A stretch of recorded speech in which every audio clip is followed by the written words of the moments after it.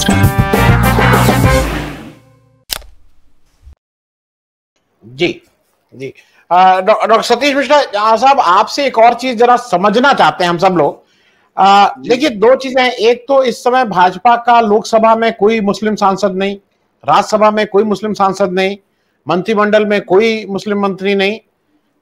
उसके बाद मैं ये समझने के लिए आपसे जा रहा हूं कि जो उनके सबसे बड़े स्ट्रेटेजिस्ट हैं अमित शाह साहब, जो सारे चुनाव को वही प्लान करते हैं, वही उसको चलाते हैं, वो बिहार में अभी किशनगंज जाते हैं।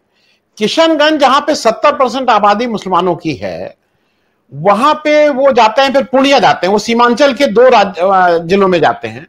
जरा मैं आपसे समझना चाहता हूं, वो वहां किशनगंज क्या कहने गए थे? क्या उनकी उनकी आवाज उनकी मुसलमान ज्यादा सुन रहे हैं, या उनको लगता है कि ये मतलब किस लिए किशनगंज जाने का क्या होता, सीमांचल में जाने का क्या था? देखिए, ऐसा है भाई साहब कि आपको ये समझना होगा कि जो अमित शाह जी इस वक्त कोशिश कर रहे हैं, जैसा कि आपने कहा कि अजान के लिए उन्होंने अपना भाषण रोक दिया जम्मू कश्मीर में। आपने ये भी कहा कि वो जो दो सीमांचल प्रदेश जिले हैं, पूर्णिया और किशनगंज, जहां मुस्लिम जनसंख्या 70% के करीब है, वहां उनका जाना, देखिए पहली बात तो यह है कि वहां जाना उनका बिहार में जो खलबली मची हुई है और जो वहां महागठबंधन बना है, उसको लेकर ये चिंता स्वाभाविक है। पहली बात यह है, और इसलिए वो ये सोच रहे हैं कि शायद अब केवल जो अभी तक मुस्लिम वोटों को नकार कर जीतते आए हैं, वो अपने आप में काफी नहीं होगा। देखिए, जो भी चाहे वो संघ कर रहा हो या भाजपा कर रही हो, इनका हृदय परिवर्तन नहीं होता है। ये मैं अपने 50 साल के ऊपर का अनुभव के आधार पर कह रहा हूं। इनकी रणनीति होती है, इनकी टैक्टिक्स होती है, इनकी स्ट्रैटेजी होती है। ये कुल मिलाकर ये इनका एक तो आडंबर इनका बराबर रहेगा, सतीश जी करके बहुत बहुत आदर से बात जरूर करेंगे, पर ये भूलते नहीं है कि हमारे दुश्मन कौन है, हमको किनको टारगेट करना है। सिर्फ वक्त के हिसाब से ये लोग अपने को एडजस्ट कर लेते हैं, और यही कारण अमित शाह के साथ हो रहा है। और यही बात जो आपने पहले शुरू की कि सरसंघ चालक भागवत जी इमाम से मिलने जा रहे हैं, या उन्होंने राहुल गांधी की भारत जोड़ो यात्रा के बारे में भी टिप्पणी कर दी, या और लोग टिप्पणी कर रहे हैं।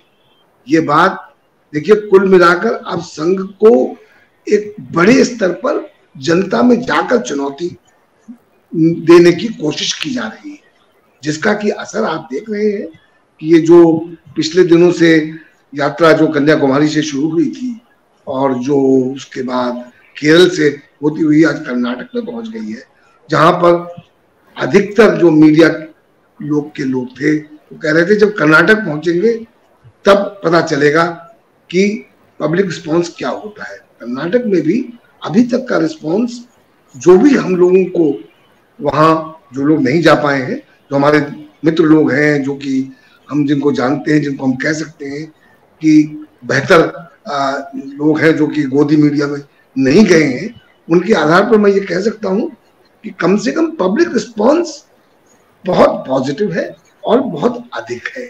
इससे खलबली होना स्वाभाविक है, और इसीलिए आप देख रहे हैं कि वेरी स्टेजेस पर एडजस्टमेंट्स होते चल रहे हैं। जनता को वही फिर से जिसको कहते हैं to lead the garden path, कि फिर से जनता में एक भ्रम पैदा कर दिया जाए, हम तो ऐसे नहीं है, ऐसा लगा होगा आपको। अब जैसे सरसंघ चालक ने कहा कि माइनॉरिटीज को बोलना चाहिए, और क्या फ्रिंज एलिमेंट्स ये कर रहे हैं। भाई, फ्रिंज एलिमेंट्स थे तो आज तक आपको पिछले 8, 9, 10 सालों से जो फ्रिंज एलिमेंट्स कर रहे थे उनको कंडेम करने की कभी जरूरत नहीं पड़ी। प्रधानमंत्री नरेंद्र मोदी ने एक शब्द उनके खिलाफ आज तक नहीं बोला, और आप कह रहे हैं फ्रिंज एलिमेंट्स। तो ये लोग जिसको कहते हैं टेंडम में काम करते हैं, मिलजुल के काम करते हैं। एक जैसे मोदी जी बोलेंगे ही नहीं और दूसरे लोग बोलना शुरू करेंगे, तो जिसको कहते हैं पब्लिक को डिवाइड करना, किस ढंग से एक भ्रम पैदा कर देना कि भाई हो सकता है कि ऐसा हो। तो ये है भाई साहब इसका मेरा उत्तर।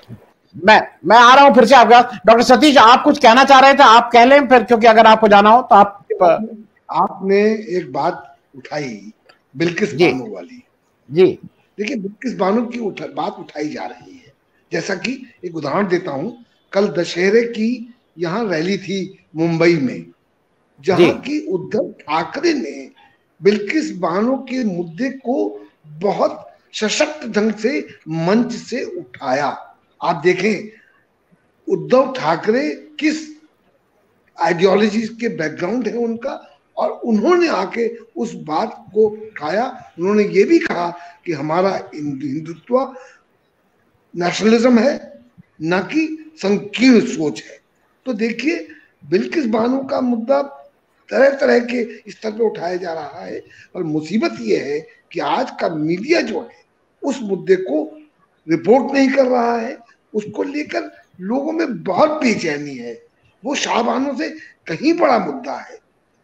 तो मैं ये सिर्फ सूचित करना चाहता था कि उद्धव ठाकरे जी ने इस मुद्दे को कल शिवाजी पार्क में अपने संबोधन में इस बात को जिक्र किया और उसकी भर्त्सना की। जी जी जी।